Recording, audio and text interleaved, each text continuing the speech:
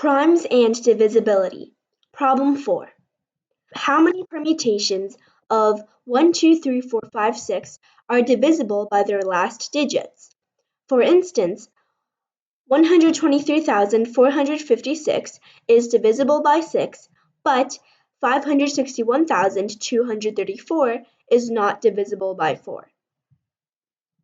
So it's basically saying how many different ways can we arrange the numbers 1, 2, 3, 4, 5, and 6 to form a 6-digit number that is divisible by its units digit. So let's first think through this case by case. There are 6 different digits, which means that the last digit can be 6 different digits, 1 through 6. So here, let's make 6 categories. If the number ends with 1, 2, 3, 4,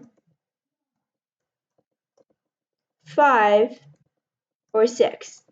Now that we have all the categories out, we can start by looking at the very first category, which is if this number ended with a 1. Well, if you think about it, any number will be divisible by 1. So basically, we're looking at any single permutation that has 1 as its units digit. So there are 6 places, and there is one option for the units digit, which is 1 itself, because there can only be one option if the units digit has to be 1. So if one option is already taken out, then out of the remaining 6 digits, we can pick 5.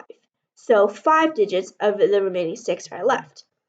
Now after we pick these 2 numbers and we place them here, there's going to be 4 numbers left. So for this next one, there's going to be 4. Then there's going to be 3 remaining numbers, 3, 2, and 1.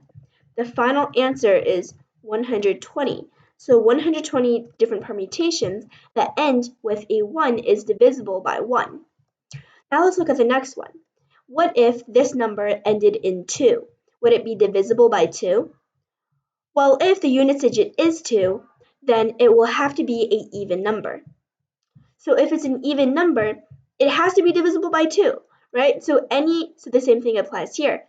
Any permutation of 1, 2, 3, 4, 5, 6 that ends with a 2 will be divisible by 2. So it's really the same equation as the above here. 5 times 4 times 3 times 2 times 1, really 5 factorial. And this gives us 120.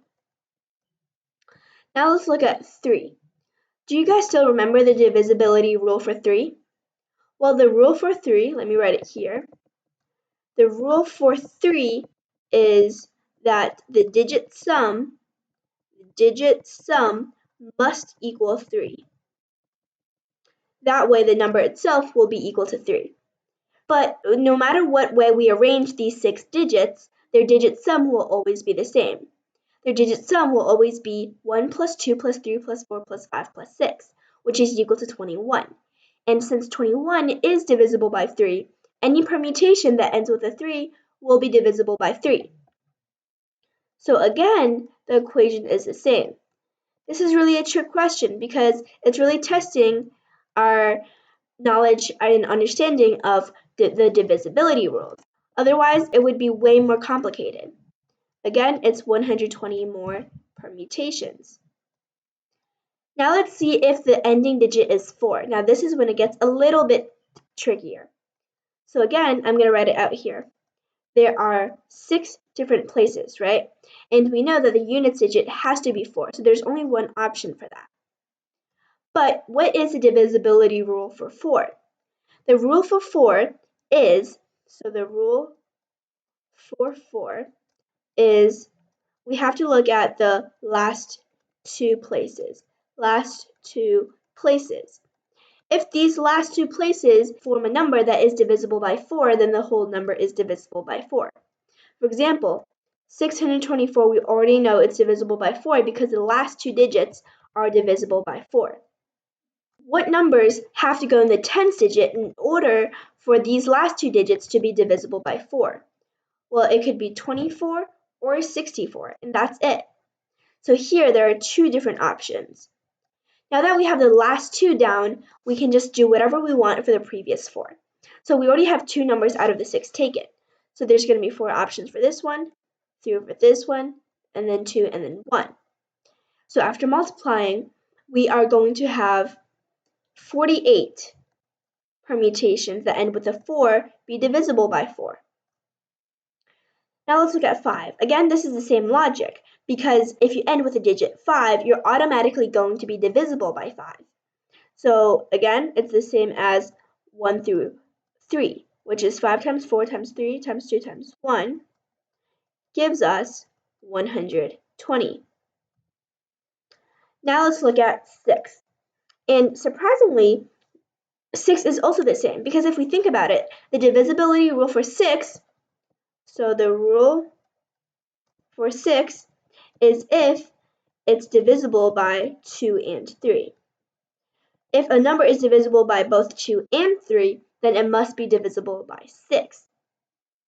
So if you think about it, what is the divisibility rule for 2? That's if the divisibility rule for 2 is if that number is even. And if it's going to end with a 6, it must be even. So that's done. And what about 3? We know that the digit sum of all 6 of these digits is 21, which is divisible by 3. So that also works. Therefore, any permutation that ends with a 6 will be divisible by 6. So it's 5 times 4 times 3 times 2 times 1 times 1. And that gives us another 120. So the final answer here would be 648 different permutations would work.